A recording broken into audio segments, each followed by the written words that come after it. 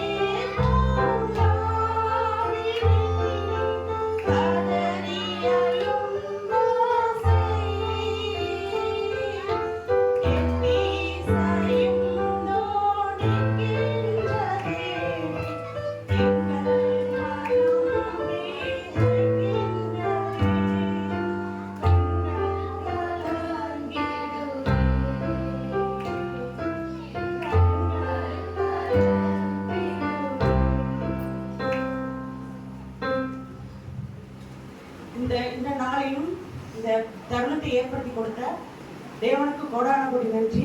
இந்த வார்த்தையை கொடுத்து பேச வாய்ப்பளித்த போதகரையாவும் நன்றி. ஆண்டவர் சிலுவையில் பேசிய ஆறாவது வார்த்தையை பற்றி சற்று தியானிக்க போகிறோம். அதற்கு ஆதாரமான வசனம் யோவான் எழுதின சுவிசேஷம் 19ஆம் அதிகாரம் 30வது வசனம். இயேசு காடியை வாங்கின பின்பு முடிந்தது என்று சொல்லி தலையை சாய்த்து ஆவியை ஒப்பு கொடுத்தார்.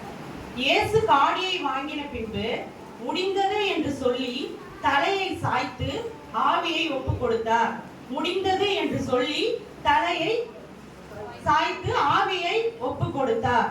சிலுவை வார்த்தைகளில் 6வது வார்த்தை மிகவும் ஆழமான ரட்சிப்பு செய்தியை உள்ளடக்கியது. சிலுவையின் உச்ச வேதனையில் தம் உயிரின் இறுதி தருணத்தில் இயேசு மொழிந்த வார்த்தை முடிந்தது.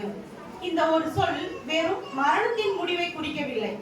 அது இறைவனின் ரட்சிப்பு திட்டம் நிறைவேறிய தருணத்தை அறிவிக்கும் வெற்றி குரலாகும். யோவான் நற்செய்தியில் பயன்படுத்தப்பட்ட கிரேக்க சொல் டெட்டலஸ்டாய் என்பது முழுமையாக நிறைவேறியது, பூர்த்தி அடைந்தது, இலக்கு எட்டப்பட்டது என்ற ஆழமான பொருளை தருகிறது. முதல் நூற்றாண்டில் யூத மக்கள் மெசியாவை எதிர்பார்த்து கொண்டிருந்தனர்.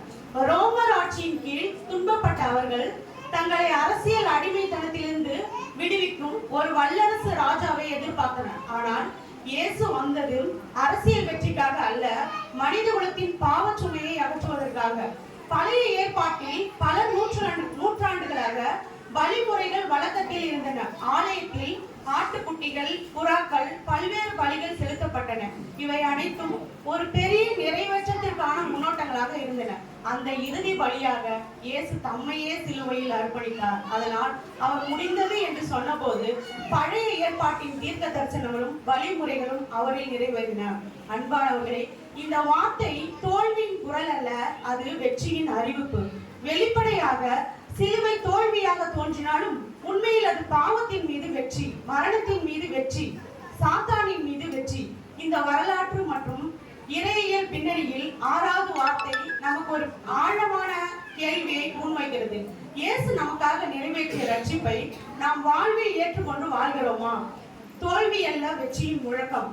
சிலுவையின் மேல் இயேசு மொழிந்த முடிந்தது என்ற வார்த்தை ஒரு சாதாரண இறுதி சொல் அல்ல, அது மனித வரலாற்றையே மாற்றிய ஒரு வெற்றியின் முழக்கம். வெளிப்படையாக பார்த்தால் அது ஒரு மரணத்தின் முடிவை போல தோன்றலாம். ஆனால் விசுவாச கண்களால் பார்க்கும்போது அது இறைவனின் ரட்சிப்பு திட்டம் முழுமையாக நிறைவேறிய தருணமாகும். பலர் அந்த நேரத்தில் சிலுவையை தோல்வியின் அடையாளமாகவே பார்த்தார்கள். இயேசுவை தொடர்ந்து வந்த சீடர்களுக்கு கூட அது ஒரு நம்பிக்கை இழப்பாக இருந்தது. ஆனால் உண்மையில் அந்த சிலுவை தோல்வி அல்ல, அது வெற்றியின் மேடை. மனிதனின் பாவத்திற்காக பல நூற்றாண்டுகளாக செலுத்தப்பட்ட பலிகள் அனைத்தும் அந்த ஒரு தருணத்தில் அர்த்தம் பெற்றன. பழைய ஏற்பாட்டில் ஆட்டுக்குட்டிகள் பலியிடப்பட்டன. பாவ நிவாரணத்திற்காக ரத்த அவை அனைத்தும் தற்காலிகமானவை. இன்று சிலுவையில் தேவனுடைய மாசற்ற ஆட்டுக்குட்டியான இயேசு தம்மையே இறுதி பலியாக அர்ப்பணிக்கிறார். அதனால்தான் அவர் முடிந்தது என்று சொல்லுகிறார். அதாவது மனிதனின் பாவக்கடன் செலுத்தப்பட்டது, இறைவனுக்கும் மனிதனுக்கும் இடையே இருந்த சுவர் இடிக்கப்பட்டது, ரட்சிப்பின் வாசல் திறக்கப்பட்டது. இன்று நம் வாழ்க்கையிலும் சில தோல்விகள், சில உடைந்த கனவுகள், சில கண்ணீர் தருணங்கள் இருக்கலாம். ஆனால் சிலுவை நமக்கு கற்றுத்தருவது தேவன் தோல்வியை வெற்றியாக மாற்றக்கூடியவர் என்பதே. நாம் முடிவாக நினைக்கும் இடத்தில் தேவன் புதிய துவக்கத்தை உருவாக்குகிறார். சிலுவையில் இயேசு முடிந்தது என்று சொன்னது நமக்காக மட்டுமல்ல, நம் வாழ்க்கைக்கான ஒரு அழைப்பாகவும் இருக்கிறது. இன்று நம் உள்ளத்தில் இன்னும் முடிவடையாத பல விஷயங்கள் இருக்கின்றன.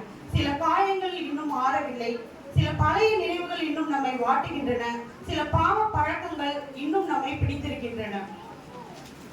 இப்படிப்பட்ட சூழலில் கிறிஸ்துவின் இந்த வார்த்தை நமக்கு ஒரு புதிய தைரியத்தை தருகிறது. பழைய வாழ்க்கை முடிந்தது, பாவத்தின் அடிமைத்தனம் முடிந்தது, வெறுப்பும் பழிவாங்குதலும் முடிந்தது. இன்றைய உலகில் பலர் மன அழுத்தம், பயம், நம்பிக்கை இழப்பு ஆகியவற்றில் வாழ்கிறார்கள். வேலை அழுத்தம், பொருளாதார சிரமம், உறவுகளின் உடைப்பு இவை அனைத்தும் மனிதனின் உள்ளிருந்து சோர்வடை செய்கின்றன. சிலுவையில் முடிந்தது என்பது இயேசுவின் பணிக்கான நிறைவு மட்டுமல்ல, அது நம் வாழ்க்கையின் புது பிறவிக்கான துவக்கம். இயேசு முடித்ததை நாம் மீண்டும் சுமக்க வேண்டியதில்லை. அவர் நமக்காக பாவத்தின் சுமையை முடித்தார், அவர் நமக்காக தண்டனையை முடித்தார், அவர் நமக்காக நம்பிக்கையின்மையை முடித்தார். இன்றைய உலகில் எவ்வளவு சாதனைகள் இருந்தாலும் மனிதன் உள்ளத்தில் ஒரு வெறுமை இருக்கிறது. எல்லாம் இருக்கிறது போல தோன்றினாலும் ஏதோ ஒன்று குறைவாக இருக்கிறது. அந்த குறைவு கிறிஸ்துவில் மட்டுமே நிறைவேறும். ஆகையால் இன்று இந்த சிலுவையின் முன் நாம் ஒரு உறுதியை எடுக்கலாம். பழைய பாவ வாழ்க்கையை முடிப்போம், மன்னிக்காத இதயத்தை முடிப்போம், பயம் மற்றும் நம்பிக்கையின்மையை முடிப்போம். அதற்கு பதிலாக அன்பை தேர்ந்தெடுப்போம், விசுவாசத்தில் நடப்போம், கிறிஸ்துவில் புதிய வாழ்வை ஆரம்பிப்போம். எனக்கு அன்பானவர்களே, சிலுவையில் ஒலித்த அந்த முடிந்தது என்ற குரல் இன்று நம் உள்ளத்தில் ஒரு மாற்றத்தை உண்டாக்கட்டும். என் பழைய வாழ்க்கை முடிந்தது, உண்மையில் என் புதிய வாழ்வு தொடங்குகிறது. ஆமென்.